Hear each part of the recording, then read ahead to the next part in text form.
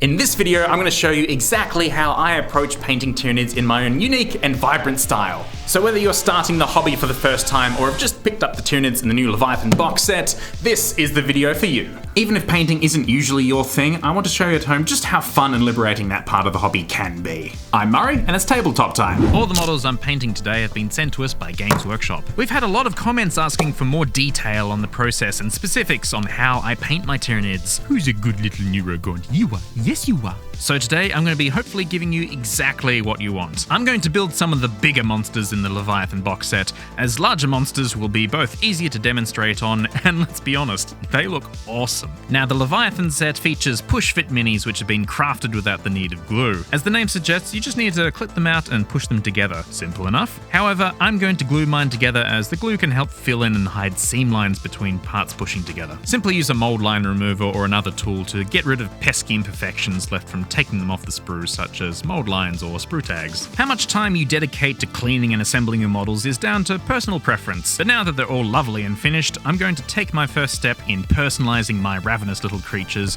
and making them uniquely mine. This is corkboard tile, which you can buy in packs from your local hardware store, and I'm going to break this up pretty randomly with my hands, and this will be the basis for all of my terrain.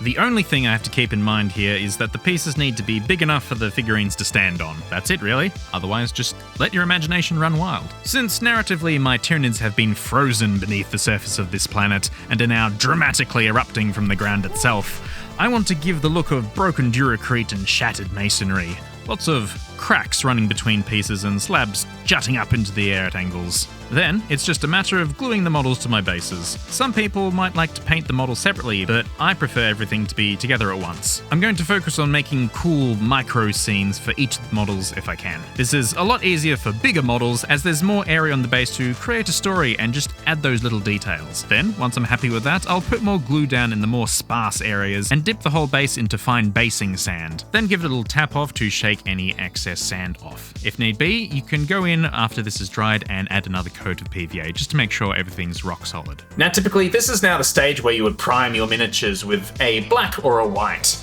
This coating will allow paint to properly stick to the model. Then you would set about painting each individual colour onto your blank miniature canvas with a brush. However, base coating is super boring for me, takes the most time in the whole process, and I want to get to the fun part of highlighting, shading, all those neat little things. Those moments where you pick out a face in detail and suddenly the whole mini comes to life. While today I'm painting Hive Jötunn, there are a number of other colours the Tyranids are known to come in.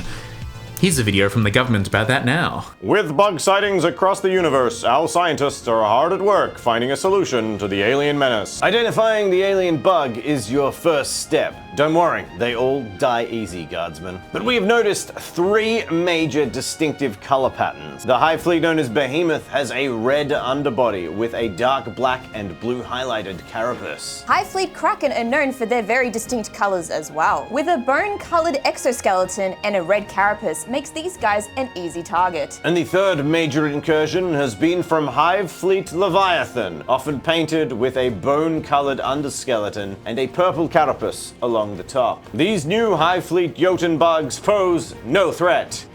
The only good bug is a dead bug. I'm doing my part. And I'm doing my part. Would you like to know more? Propaganda.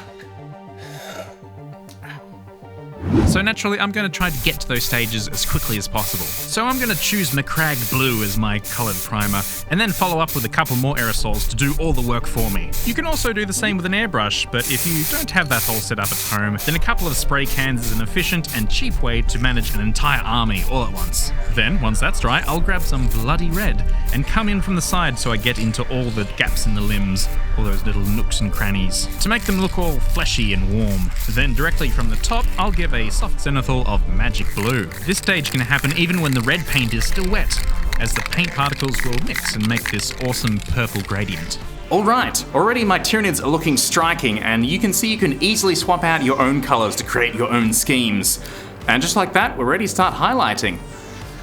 Now, due to all my spraying, the skin is nearly already done, and I've saved myself all that time. But now I'm going to start off by painting the carapace. It's going to be more messy, so let's start here. I want some stark contrast between it and the skin, so I decided on heavy blue-grey as the base, leaving some of the blue showing in the recesses and natural undulations in the armor. I can get this effect pretty simply by using an overbrushing technique. Now, overbrushing is kind of halfway to dry brushing, which is itself very straightforward. To dry brush, dip an older brush in paint, then wipe off nearly all of that paint until it leaves almost no residue. You can check by brushing it over your hand. Then, lightly drag that over an area so the paint clings to only the topmost ridges. There, pretty simple. Now, as I said, overbrushing is halfway in between. By doing this, I'm going to get paint everywhere but in the deepest recesses. It's all about finding a balance, as some paints will be thinner than others. Just start on the outside of an edge and drag inwards for the best results. You'll use up the paint quickly and it will become easier to use as the brush becomes less loaded with paint. Once I'm happy with that coat, it's time to get a bit messier. I'm going to mix some Viejo cadmium skin into my grey and overbrush that as well, but not entirely covering the last layer. It's going to be a little smaller, you see. My focus will be on the trailing edges of the carapace, and if some streaky lines happen, well then that's just called fun texture. There's going to be a lot of Tyranids, so I'm not going to worry too much.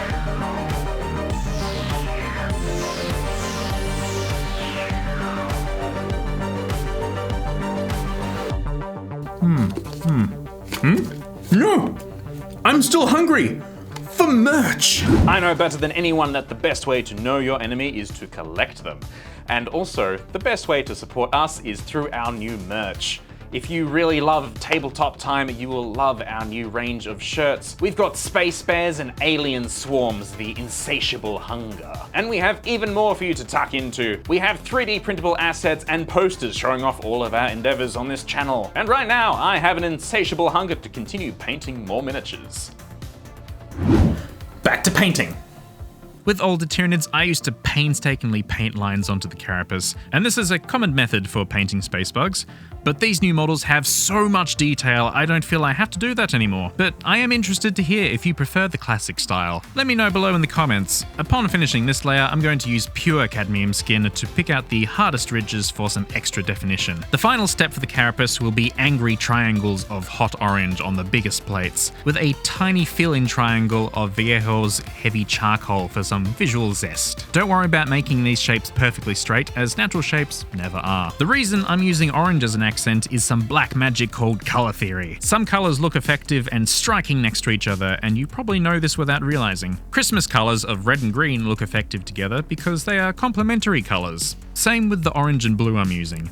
They are opposite each other in the color wheel, making them complementary. You don't necessarily need to understand all this theory. You can easily pick a color you like and know that a good accent color will be the one opposite it on this wheel. If you're new to it, I'd recommend Googling the color wheel and just playing around with it. There's some fun apps you can mess around with to create your own schemes. I originally started this whole color scheme with the Icy Kill Team board in mind.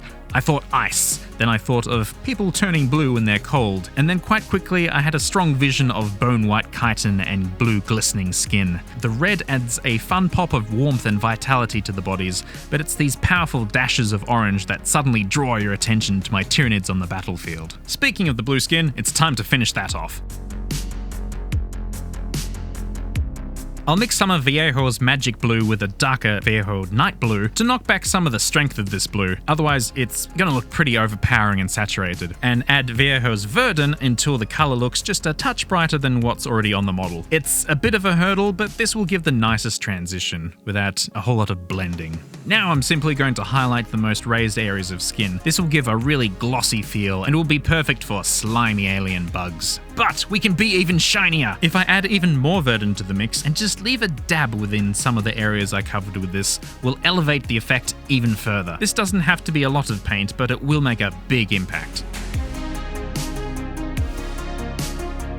For the mouths, I will put a splash of bloody red, then followed up with citadels of volupus pink contrast paint, which I also will put onto any other particularly fleshy areas. Once that's dry, I'll paint all of the claws, teeth and talons night blue, before highlighting them with a nice Viejo jade green. This introduces another hot spot of colour that will entice your eyes to move around the miniature, while also looking really, really cool. The final step on the Tyranids, the last addition that will bring them to life, is to paint their glowing eyes. A delicate spot of Viejo's golden yellow will give a sinister sense of the unknown as the hive mind glares through each of these creatures. I'll give all the terrain a heavy dry brush of Viejo's cold grey before sparingly adding clumps of snow effect. I'm using the one from Citadel, but you can use any hobby supplies. Now, I'm not covering the whole base in snow because I want the feeling that the Tyranids are already starting to heat up and terraform the planet, making the snow melt across the entire planet. The most satisfying part of the hobby is this next stage, putting a clean coat of black around the rim of the base.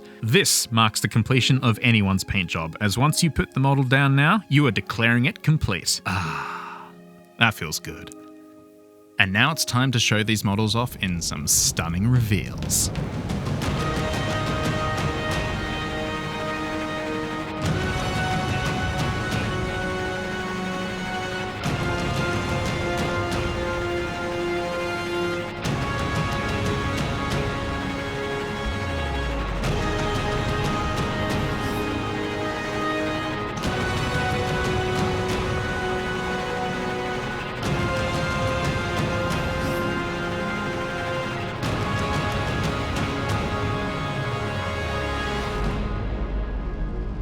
A huge thank you to all of our patrons. It's your continued support that allows us to create 2 videos a week as we try and push ourselves to create better and better content. We're always trying to up our game here at this channel, and if you'd like to join in on the fun with our patrons, the link is in the description below, and this will give you access to our Patron Mini Discord, where everyone is encouraged to submit ideas, work in progresses, as well as, of course, finished models. Not to mention, this also gives you access to our monthly mini review, where you can get our input into your projects, whether they be works in progress or completed years ago. It's a great place for encouragement and constructive critique from both us, the cast, and from all the other people in the community who are just absolutely head over heels for this hobby, as we all are. Thank you so much for watching until the end of the video. If you're new here and you enjoyed this video, please consider hitting that subscribe button. It really helps us out.